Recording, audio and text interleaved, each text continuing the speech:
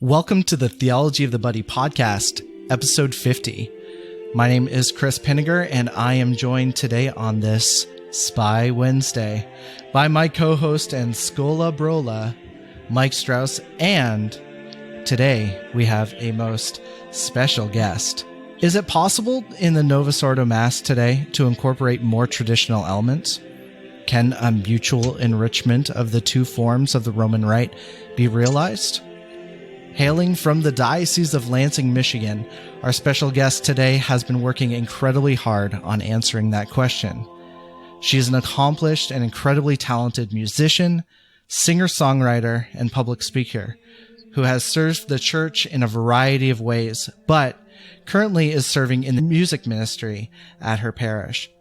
Recently, she attended a conference on Gregorian chant and sacred music, and it inspired her to begin sharing the richness of chant with her parish, and she has begun sharing this journey with the world with her new podcast called Take a Chance on Me. Here to talk about her journey and how you too might be able to introduce your parish to the beauty of the church's sacred music, we welcome Gwen Christian. Welcome to the podcast, Gwen. Thank you so much for having me. I've been excited about this for days. Yeah, us too. We've been talking about this for a while. I know, especially when you announced that you were going to be doing a podcast, I was like, I'm going to love this. This is going to be so good. So when you finally released it, I was like, so pumped. Thank you. Wanted to ask first, like, how are you guys holding up there in Lansing, Michigan, like with the whole suspension of the Mass and stuff? Do you guys still have access to the other sacraments and things like that? Or like, what's the situation there? Well, I feel like I'm not a good representation of my diocese because as a musician, I'm still privileged to attend Mass. Our parish has some Sisters of Mary, Mother of the Eucharist, Dominican sisters. So Sundays, it's the four sisters, our pastor, my husband, and myself. And the first Sunday that we had Mass and it was closed to the public, I have never felt so unworthy receiving communion in a whole different way. I was just sobbing, like, who am I that I'm still able to receive when so many people cannot? And it has, in an individual way to me, being able to still attend, it's been a profound heightening of awareness of, oh my gosh, what a gift this is. So we're doing okay. Yeah. I have not been able to get to confession, which, I mean, I already did it early in Lent, but I would really like to go, living in a house with my husband and just the two of us. I have plenty of things to about anger and impatience and, but I don't go with my pastor. So it's been tricky. There are still some priests that are doing drive-through confessions outdoors. Yeah. But the one that I'm certain of is like 20 minutes from me and we just haven't had a chance to get out there. So I'm still hopeful, but the majority across our diocese, the sacraments are not being celebrated publicly. Right. I don't think there's been a bring the hammer down on anointing of the sick being stopped, but which is good. our pastor is really very cautious. He suspended public masses before the bishop made it a diocesan policy. Oh, wow. Yeah. Really? So it's hard. Yeah. For sure. I mean, for us, we've spent like the past 3 podcasts talking about it, but I mean, in our diocese, there's no Mass, there's no confession. There was even blowback against priests doing live streaming of Mass. Only 2 parishes were originally allowed in the whole diocese to live stream Mass. Allowed? Allowed. That's interesting. Yeah. There was actually an instruction not to live stream without permission. Huh. That recently, I think they backed off on. Yeah. Interesting. There was a huge outcry against that. Now, other sacraments, our pastor has announced that those coming into the church through RCIA this year, they're hoping to do it at a Pentecost vigil. Okay. Rather cool. than the Easter vigil. I do have some friends who are going forward with their weddings with just immediate family. And then we've had at least one funeral at our parish where they opted to have a graveside service for now and are going to have a memorial mass later. Yeah. And that's tough too. That is tough. But I mean, even there was a recent news article that came out in, I think it was Newfoundland, that was talking about how there was a funeral held at a funeral home. And, there was a number of people there, and the virus just took off from there and just infected the entire community, so. And there was an article roaming around Facebook this week about a choir that had practiced and like 2 members of the choir have died and a bunch of them are sick. And, I saw that one. I mean, just thinking about what would that be like if it was me and my parish choir. We have quite a generational expanse. We're very fortunate in that regard, but there were a few like sweet little old ladies in our choir who were sort of defiant about not coming to mass. And that was part of the reason our pastor decided to suspend them publicly, because he had said, your obligation is dispensed. If you're over this age, please stay home. Yeah. And he said it was those people more than anyone else who were like, I'm coming no matter what. I don't care if I die. Yeah. And the pastor was like, okay, well, I guess I have to. Yeah. I can't suggest this to you because you're not going to listen to me. Yeah. But for me to imagine, what would it be like if those sweet little ladies got sick in my choir? It would be devastating. So I am grateful. And, I know there are people who disagree with things that our pastor has done and been angry with things he says or whatever.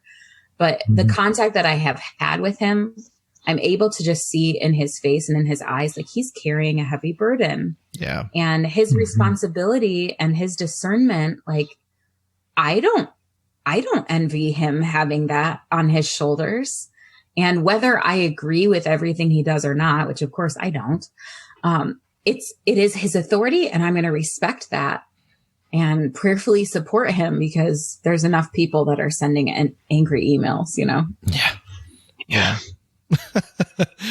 Yeah, it's true. It's nuts. So maybe we can switch gears here. So sure. So maybe can you tell us a little bit about for yourself, a little bit about your musical background and what led you eventually to start looking at Gregorian chant? Sure. Well, music's always been a really important part of my life. I grew up in a really musical family. Like my mom has somewhere around 26 first cousins. And every Christmas day, we would be singing Christmas morning mass in 4-part harmony as a family. Oh, wow. So like, that's how I grew up. That's amazing. And it is a precious and wonderful gift that I really treasure all those memories. My high school experience, I was involved with a really prestigious choir program in my public high school. We won best in state my senior year, and all the way through high school, I was pursuing a career in opera. The trajectory of my life was to study classic vocal performance in college. And at the same time, I was experiencing a real deepening in my faith. And I eventually decided to go to Franciscan University to study catechetics and theology rather than go to music school. And at the time, my family was really upset. My voice teacher was very upset. And it was sort of like Abraham putting Isaac on the altar. I was like, this is the most important thing to me aside from you, Lord. So, okay, I don't know why you don't want me to go to music school. And then since going to Franciscan, I've worked in a variety of parish capacities, but I wound up, now I just do music. And so last summer, just for funsies, because I am sort of a unicorn at our parish, there is like an earlier mass where we have a lot of folks who are part of the local charismatic community, and the music that they're used to and love is what we use there. And then we have an 11 o'clock mass, which is sort of an equivalent to a high mass. we have a full choir. We do chanted proper, sometimes in English, but often in Latin. And I am the only person who's in the choir and does 9 o'clock. I have a foot in both worlds, and I'm very weird in that way. Even our parish music director, like his specialization is medieval music and composition. And he would be the first to admit that he doesn't know a thing about contemporary music. But I'm weird. Like, I like all of it. Yeah. And I'm everywhere. So our pastor offered to send me to this week-long workshop on chant at St. Meinrad Archabbey, which is close to Louisville, Kentucky, real southern Indiana. And I was super excited because I just love anything musical, but also excited to have a retreat opportunity. So I went down there, and it was like 5 days, and it was a super deep dive that I'd never done before on chant and sacred music. And what I loved the most about it is that it was just a simple presentation of here's what the church says, and here is what the church sings. And it wasn't like, and here's my opinion, and here's my agenda. It was just the music. And, you know, my music director at Resurrection, David Stottleman, I love and want to put on a coffee mug his signature quote, which is, "No one hears a piece of chant sung well and goes, ew." No one. It's true. If it's sung well, like, no one can resist the beauty of this when it's executed correctly. So I went to St. Meinrad open, but still like, whatever. I don't really love this. And I left going, oh no, I really love this. That's amazing. That's amazing. So were there any big takeaways from that conference that like really stick out to you in your mind? Well, if I put it in a nutshell, it would probably be chant is for everyone. Like, I think a lot of people have an idea in their minds that this is a really difficult form of music that's for elitists or super talented musicians. And the idea that it's actually, if you can just teach people how, it's not that hard. And it's a great like there's a theological reality too. When you are singing in unison and you are blending your voice with the people around you, that is a sacramental reflection of our unity as the body of Christ. So to me, there is no reason this shouldn't be a part of every parish. And having taken courses on Vatican II and read every single one of those main documents, like, that's what the council is asking for, and we didn't really do it. So Yeah. So you kind of touched on it, but why do you think that there's such fear?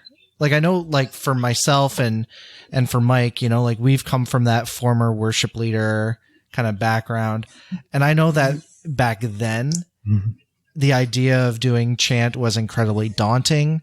I didn't want to touch it with a 10-foot pole.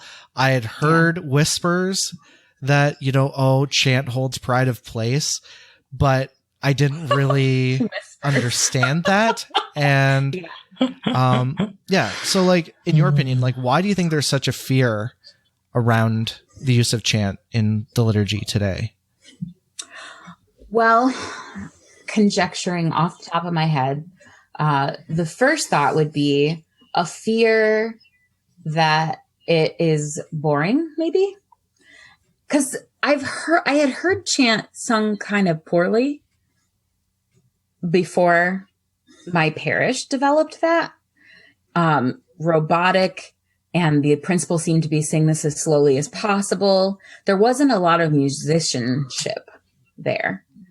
And so I think on one sense, there's a fear of, well, this isn't going to resonate with people. This isn't going to connect because it's so boring.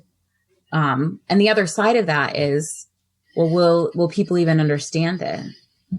And I think what the council was calling for, and then fast forward to all of the technological availability we have now to teach this and make it approachable. It's just ridiculous that we're not doing a better job of it. Yeah. Mm-hmm. Yeah. Very true. To me, it was like a secret passageway to be taught, okay, the compositions are this way because they are revealing the meaning of the text. They are reinforcing what's happening in the liturgy. Like, this is so super cool. It's like our own secret language on top of our secret church language of Latin. Like, the music is amazing. Mm-hmm. And once that door is opened, you can get over your fear really quickly. I did in a matter of 5 days. Yeah. So when you went off to that conference, was your parish already doing chant at that point or not yet? Yes. Yeah. Our choir would often use Father Samuel Weber's English chanted propers. And then the years are kind of bleeding together, but this year we've done, I think it's the communion antiphon in Latin every Sunday. So, you know that principle about boiling a frog?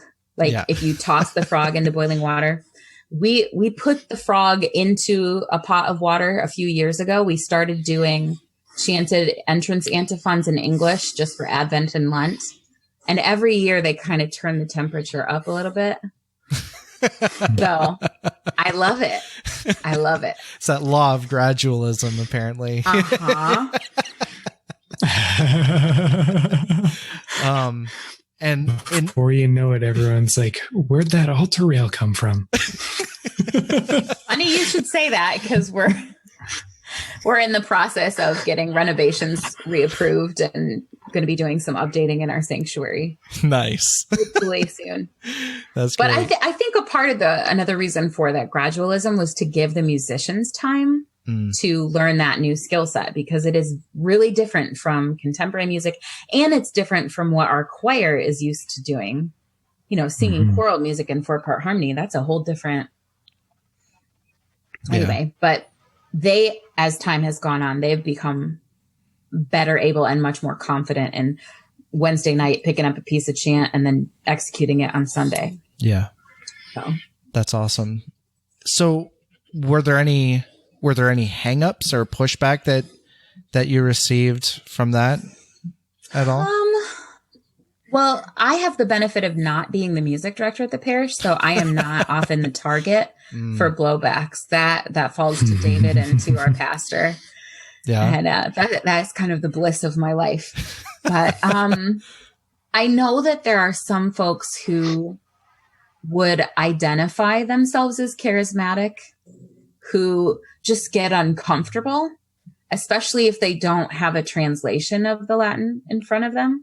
And sometimes it's just they want to sing. And I get that. Like, my brother-in-law belongs to the Latin Mass community in Grand Rapids. And when we went for my niece's first communion, they ran out of missals.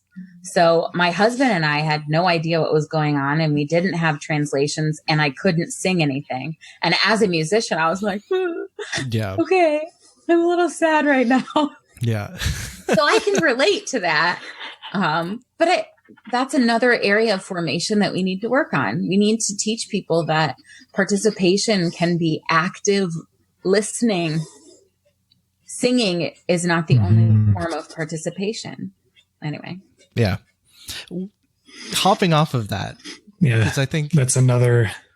Yeah. That's one of the biggest, I would say, hurdles for coming from like a more charismatic or, I don't know, contemporary background, or what we typically call like a Novus Ordo mindset, which is like, I have to be physically involved, singing and always doing the responses in order to really fully, consciously, and actively participate in the liturgy. But have you found like Gregorian chant and incorporating that is helping the people and facilitating that space for their own prayer in the liturgy? I definitely think so. This year in particular, what I would call my contemporary ensemble, we have done an English chanted communion antiphon every time our group has had the 9:00 mass. And folks have come up to me who would call themselves charismatic and said, "Oh, I just loved it. I love that you did it in English so I could understand it." And part of me is kind of slapping my forehead. Like, we have the Isaac Jogues Missal in the pew. Like, they have side by side Latin and English. Yeah. I don't know why people, whatever. But at the same time, it was very encouraging to me that in this way, we were sort of warming people up to it. Mm-hmm. And so there is a beauty in singing and harmonies and participation. And I love that. But there's also a beauty. And this is something that I've especially witnessed in our children's schola. And we started this school year having Wednesdays. Our Wednesday mass with our kids is chanted mass. That's amazing. And the kids have mass 3 days a week. So one of those days they have chant. And I have watched from the choir loft that they may not be singing as loudly as they do on other days, but they don't fidget as much. Like, I watch after communion, because we sing an English antiphon and then we'll sing a Latin communion hymn. And at the end, as Father's purifying the vessels, the kids are still. It's so quiet. And I really I'm watching the profound effect that this has of quieting their mind, quieting their hearts, and helping them to enter into the stillness of prayer. And that's a practice that I have found even at home. If I'm having my personal prayer time and I'm finding myself fidgety, I'm not going to turn on United Pursuit. I'm going to turn on Hildegard of Bingen, because then I will know. And it enhances my ability to sustain my attention in prayer. So does that answer your question? Yes. Or am I just babbling? Yeah, no, that perfectly exemplifies, I think, for Mike and I too. I don't know. I think that exemplifies our experience. It's something that, maybe, the first few times you go, it's different, but once you get into that rhythm, it just makes that space for prayer. And, and you can have the opportunity not to be really distracted as much, So I totally. I kind of experienced it from the pews at the Novus Ordo as well when I was going in Kitchener to a parish there, and they did a little bit of chant. They have an exceptionally good choir at this church, and this guy he's choir director and is an amazing organist, is really kind of the driving force, pushing a little bit of chant and a little bit of polyphony there. But yeah, I totally experienced the same thing whenever they would, usually during communion, they would do a chant, sometimes in Latin, sometimes they would do some polyphony, sometimes in Latin too. But both of those, it was almost like the whole mood of the mass changed for me. And it was so much easier to get into the headspace of the reality of the mass. Being side by side with the saints and angels and stuff. Just, yeah. When I went to St. Meinrad for that week-long workshop, it was not just an experience of the music, but it was really a retreat for me. And it was on the heels of, I'd had a miscarriage a few months before. My husband and I have been married almost 7 years, and we've had 2 miscarriages, and we have no living children. And for months after that miscarriage, I would show up and I would sing, but my heart was not in it. And there were even moments where I was singing words and inside my mind saying to God, I don't even mean these words. I'm really angry with you. And I really resent that you're making me sing this crap for other people when it's not true in my heart. And I just didn't want to listen to any of the music that I usually love. And I got to St. Meinrad, and it was like the only thing that could penetrate and heal my heart from that miscarriage was the beauty of chant and listening to the Benedictines there sing Liturgy of the Hours. And I was stunned, like, oh, I've loved all these different kinds of music. I've sung in choirs. I've loved praise and worship. And yet it was only this that could touch this really deep grief for me. And now since then, I've regained a lot of joy. Like, God is good and I like all music. But there are like some places in my heart that only chant could reach. So, yeah, that's beautiful.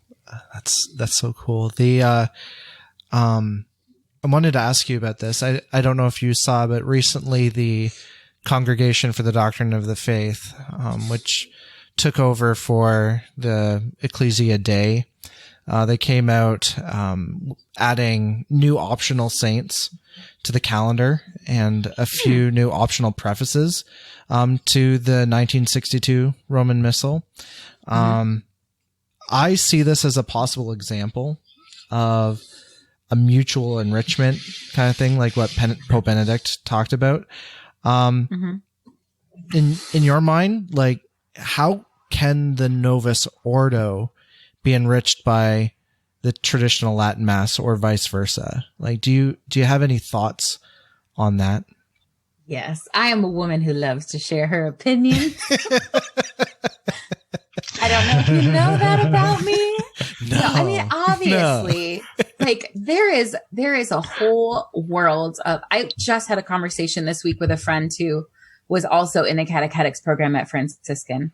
And we talked about how we were missing a huge amount of tools by not having a competence in the repertoire of chant. Because take, for instance, Crux Fidelis, the Good Friday chant for the veneration of the cross.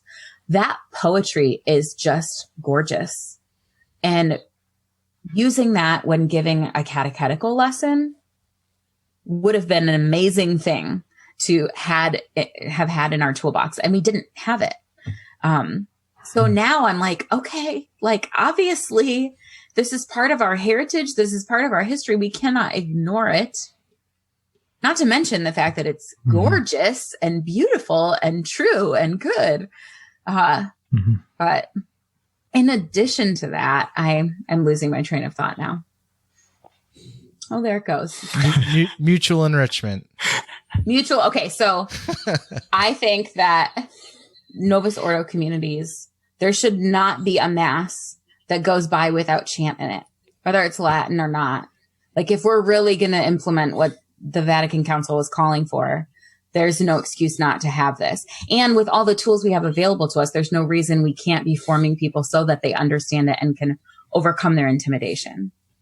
I had a conversation with another Franciscan alum who's a priest, and I don't know if he does TLM or if he's doing Novus Ordo, but we talked about the idea of discipleship and evangelization and Sherry Waddell's book, Forming Intentional Disciples. And at different thresholds, people are open and like the ground is fertile to hear different aspects of the gospel message. So as a musician, I always try to be aware of that in what I'm doing. If I'm going to an alpha meeting or some on-ramp pre-catechumenate, the music that I choose is going to be different points of the gospel message. And if I'm doing music where I'm leading people who have a relationship with Jesus, which, we presume that at Mass, then that music is going to emphasize different points of the gospel than it would be to a person who we're trying to on-ramp into faith.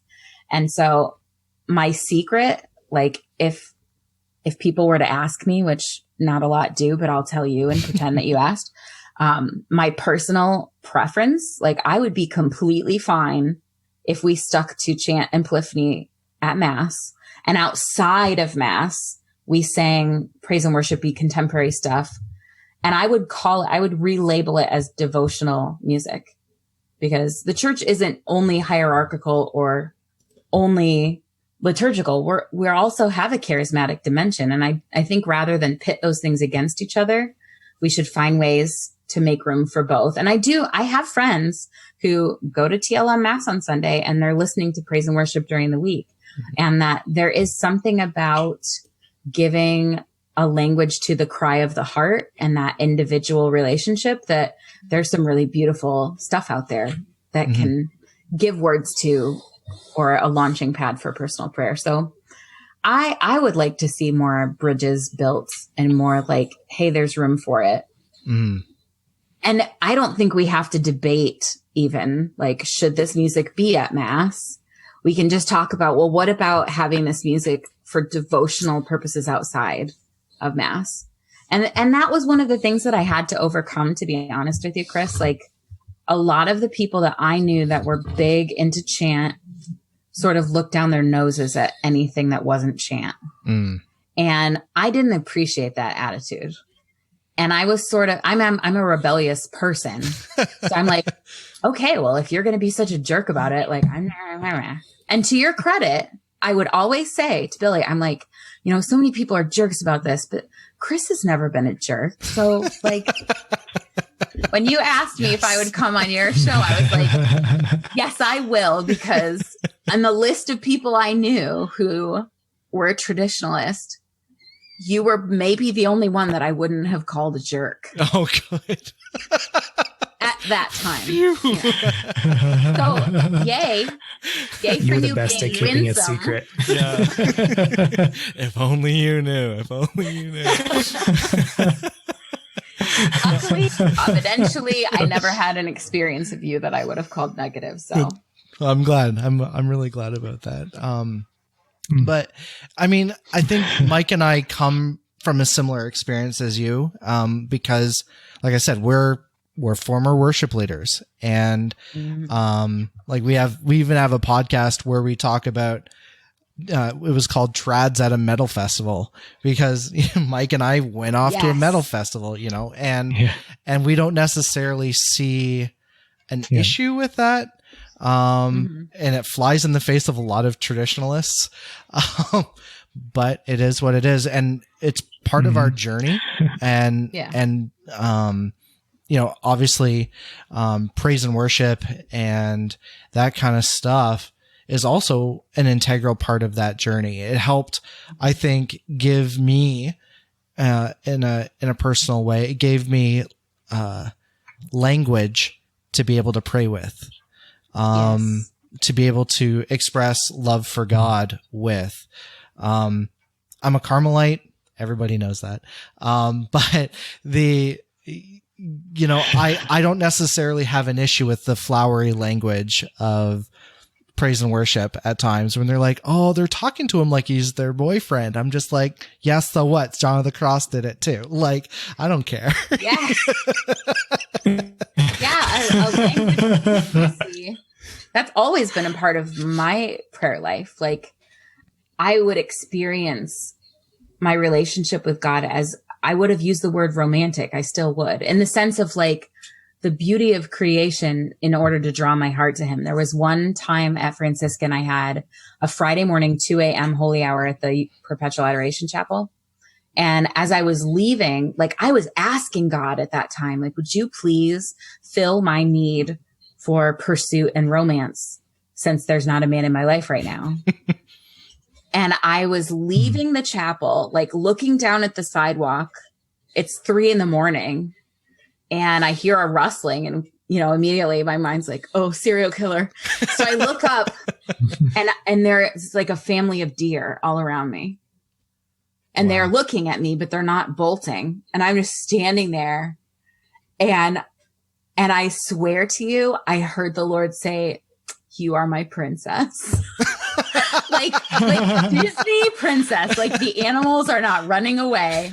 And I was just, so that's always been part of my relationship with God. But it's not just praise and worship that has words for that sort of thing. If you look at the translation of Jesu Dulcis Memoria, like that is also, it's all good. And that's why on the podcast, I have a segment called Sunday Playlist, where I take the chant of the week and either the direct text itself or themes that are found in it. I talk about, okay, now here's music in other genres that might hit that home for you in a different way. And being an eclectic music lover, I like all of it. And it's just reinforcing it and looking at it from a fresh angle. And yeah, music is great. Yeah. I actually really kind of appreciated that about your podcast, because I think when you were talking about building those bridges, I think that's a great way to do it. You know, I can tell you, I was going to Bethel Praise and Worship nights at the same time as I was going to the TLM on Sundays, you know. So, you know, I think there is that potential of, you know, having a little bit of that both and, for sure, you know. And what's more Catholic than a both and mentality? I ask you. No, I mean, you've got to be able to have a more balanced approach, for sure, and not just be just completely willing to throw out the baby with the bathwater.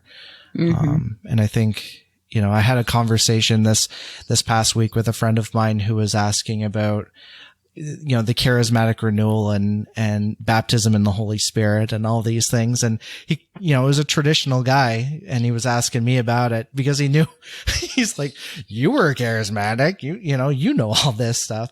So I was able to kind of explain stuff to him, you know, from that perspective. But having had feet in both worlds, I have a kind of a unique unicorn experience, for sure. Yeah. And the gentleman that is helping me with editing my podcast is out in San Diego. And when we first talked about working together, like, we've never met in real life, but we were describing the culture at our parishes and found it to be very similar. Like, they also have a pocket of charismatic folks in their parish, and they have chant. And I have to credit my pastor with allowing those things to coexist and setting that example of not pitting those forms of music against each other, but emphasizing what's good about each one of them, what's edifying about them. And at the same time, Josh and I, when we were talking about it, said, you know, we're really very fortunate because the coexistence of those things is not the norm in parishes in the United States or anywhere else that we're aware of. Yeah. And my brother-in-law, who goes to a TLM parish in Grand Rapids, he calls it a unicorn. Like, that we have a Novus Ordo mass with plenty of well-executed chant is really hard to find in his mind. I'm like, oh, because it's just normal life for me. Yeah. Yeah. I'm at our parish. I mean, we're in a family of parishes, and so our TLM is just kind of been slowly integrated, because we were kind of a nomadic community that went from parish to parish wherever we were allowed to be, essentially. But where we've kind of found our home now is, you know, the main pastor is a very popular charismatic priest in our diocese, and he hasn't caused any. He hasn't pitted us against the other charismatics in the parish or anything like that. It's been a good experience that way. So we're blessed that way. But kind of coming to the question of, you know, your experience and whatnot. I had a scenario to ask you about. Let's say you're a fairly good musician who's involved in your local parish's Novus Ordo music ministry, and you want to try to incorporate chant into the Mass. What advice would you give to someone who may want to do that? Well, aside from the easy answer of going to a chant workshop like the one St. Meinrad has, I would tell them to start slow. Like, a great on-ramp is just teaching the ordinaries. And during Lent and Advent, that's what we do at our parish. Every Mass is singing a cappella. Just the simplest, everybody knows it, Latin Mass parts. And only turning up the temperature a little at a time. There are so many resources out there now. like I said, we use Father Samuel Weber's Sunday Propers in English. And what is really great about his book is that the antiphon he has in progressively more complicated melody lines. There are 4 different settings for every antiphon. So you could use the most basic, simple thing. And I think we use like level 2 of the 4 when we do the chanted entrance antiphons in English at our parish, which we do during Advent and Lent now. But I think especially if you can start simple, starting with like psalm tones rather than real melismatic stuff, it's not as hard as you think it is. Yeah. I mean, that's very true. I mean, Mike and I think we both have the experience of like, we went to learn chant and we're like, oh, this isn't as hard as I thought it was going to be. Yes. Yeah. And nothing has been a greater experience of that than teaching the children's schola, which we started in August. We handpicked like 10 kids that are 3rd through 5th grade. So they've had first communion, but they're not in middle school yet. They're this perfect little pocket of cooperating and knowing mass. And to teach them, like we had 45 minutes a week with them, just little nuggets at a time. Once you know how to read square notation and you know solfege, those kids, we would bring them in. We'd have a new melody written on the board and they would figure out the solfege for the whole thing, like a game. And at the end of class, they'd learned a new melody. Like they walked in the door, they wrote out the solfege and they're singing Ubi Caritas by the time it's amazing. And awesome. To me, that was a reinforcement of, okay, grownups can do this too. And we've seen a growth in confidence. I am right now, we're talking about having some workshops after morning masses whenever, if ever, we resume having daily mass at our parish, just like little bits at a time to help people to feel more confident. Because usually once they know this is why it's the way it is, and this is how it works, and this is how you read it, they go, oh, I have yet to meet someone who's like, oh, this is even more hard than I thought. I can't do it. Yeah. Once you teach them, it clicks after a while. And so I just think we need to do a better job of teaching. And I know there are some resources out there. There are like CC Watershed has a YouTube series. But I use them a lot. I'd like to see even more.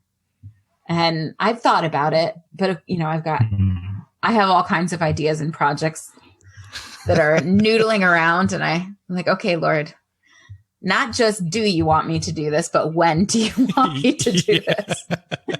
So. Yeah. Mm-hmm. Yeah. In terms of resources, I mean, there are so many good resources out there, even YouTube videos and apps. Yes. Like you can get, like there's Chant Tools. I think it's what it's called on the iPad. 2 of the brothers who developed Chant Tools are members at my parish. No way. Really? Yes. The famous Bloomfield boys. And I should give a shout out to Will Bloomfield because he took the time to come over to my house and spend an hour teaching everybody in my contemporary ensemble how to read chant. Like that's amazing. And he was like, number 1, not jerk traditionalist is Chris Pinniger. Number 2 is Will Bloomfield. Will was so kind and so generous and patient. And he had started doing that before I went to chant camp. So it was like a warm up experience for me. I was like, I still don't love this, but thank you for at least helping me overcome my intimidation. My biggest thing was making the switch from modern notation to square because I wanted so much for the lines on the staff to, like, this should be F, and trying to plunk it out on the piano. I just went cross-eyed so many times. The sight of like square notes, I was like, But after a year or two, you reach a point where it clicks, just like riding a bike, and it doesn't scare me anymore. Yeah. Yeah. Mm-hmm. I know, like in our schola, like Mike and I are just the singers, you know. There's other guys that are the pianists and whatnot, and they're the ones that are like, okay, we gotta figure this out and, go up a 5th note or whatever. And you're just like, what is happening right now? Just sing it and I'm good. I'm good. Yeah, we're just kind of like, yeah, I'll follow it by ear once I hear it, kind of thing, like half the time. But once you know that your was mode, basically that's like David the cantor is always talking about modes. It's like, I got to get used to this mode. I reach a mental point where the mode it calibrates and I lock into it. Yeah. But until I get there, I'm like, the time it takes to calibrate is getting shorter. Yeah. So that's encouraging. But when I first started learning chant and I was not able to, this isn't modern notation, Gwen.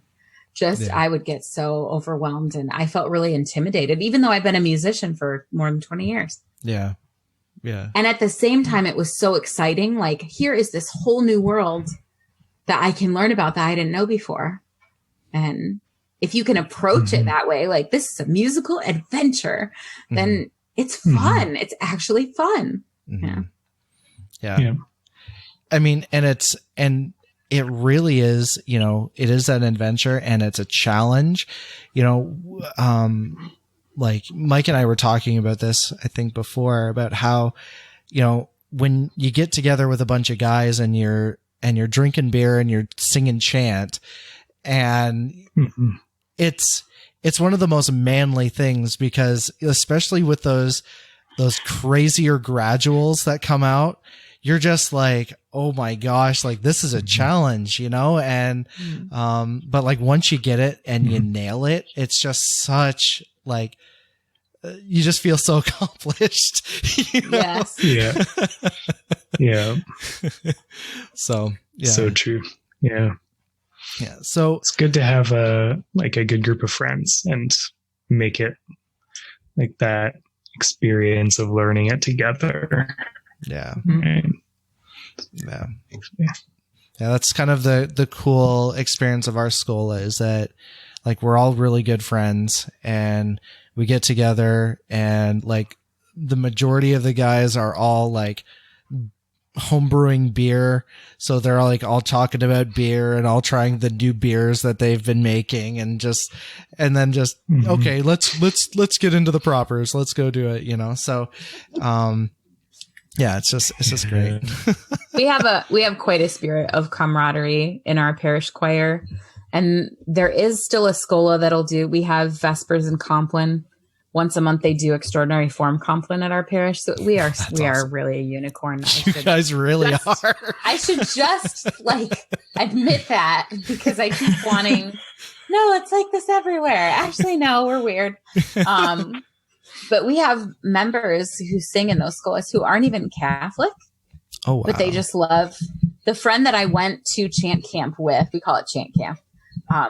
She had been going for a couple of years before she joined the Catholic Church. She fell in love with chant before she fell in love with Catholicism. And the joy of nerding out over something with Lori has been one of the greatest friendship gifts that the Lord's given me in the last couple of years. So we don't sit around talking about homebrew beer, but we do still have that buddy. That's awesome. Awesome. Yeah. So I wanted to ask kind of as a wrap up question. So, like I said, closer to the beginning of the podcast, you and I met when we were involved in the music ministry at Franciscan. And I don't know about you, but ever since attending Franciscan, my love, especially for the Triduum, but in particular for Easter Vigil, absolutely, it's the highlight of my year in liturgically speaking. Obviously the subsequent resurrection party after Vigil on campus helped with that. But knowing that campus and most of the world is going to be silent this year is kind of a bummer. But I wanted to ask, how are you guys as a family planning on celebrating Triduum and entering into the joy of Easter this year? Well, again, I'm probably not a great representation of even my parish, because as a musician, I will still be there. We haven't hammered out all the details yet, but I imagine having 1, 2, maybe as many as 4 voices for, say, the Good Friday service, like the lonesomeness of that sparse amount of musicians will just emphasize a different aspect of the Lord's passion, you know? And there's still enough like beauty in the music that we are doing. Our parish music director has written a phenomenal psalm cycle of all the psalms for the Easter Vigil. And we have been live streaming Mass for a long time. So our parish is still going to be able to participate in that. For me and Billy, my birthday's on Easter Sunday. Oh, wow. This is the 3rd time in my life that Jesus is coming back for me. Happy birthday to me. So we're going to have a big fancy meal and celebrate here at home. Yeah. And I just think that it's a necessary part of the Christian life to defiantly pursue joy. And that doesn't diminish the seriousness of the situation in the world. It's just like Jesus is still available. Even if we can't receive him sacramentally, like it's not like he's gone. It's not like there is no joy to be found. And so without forcing it or trying it to be like artificially exuberant, I'm just going to ask the Lord to give me a spirit of defiant joy. And then as a musician, I know music can be consoling for people. So it's my intention, whatever degree I'm able to sing, to just be praying for anyone who listens. I know that it can be consoling to actively receive through listening, even if it's live stream and not a physical presence in the pews. So I know it's going to be different, but I'm not letting myself make an agreement with the idea that it won't be joyful still. That's awesome. That's great. Maybe piggybacking off of that, I know like you've been doing live streams where you're going, into the church and you're playing praise and worship on live stream. I mean, I've seen the comments, but like maybe like what you can share, like what's been the feedback on that? Well, I think a biggest group of people from our parish who are loving it are the moms who are at home with their kids. I've gotten several videos from moms like showing me their kids singing along. And because they're used to seeing me every week for school Mass, this is a little bit of normalcy and a little bit of routine coming back in. And this Friday, our diocese is having a day of prayer and fasting, and they're going to have live streamed events throughout the diocese. We are going to have sung, chanted morning prayer at Resurrection, and I'll be leading that. And there is such it's not the same as being there physically, but there is still such a gift of consolation in some aspects of normalcy. Like there's still daily Mass going on. Father is still there. I'm still doing music. And so to be able to give them as much as we can of what they're accustomed to, and then the power of the beauty of the music itself, I think is really soothing to people. I've had folks from Ireland and Scotland who are watching this. Someone told me that they saw Bishop Rika, who is in Saginaw, but just was appointed to go down to Birmingham, Alabama. I knew him before he was appointed a bishop, but not very well.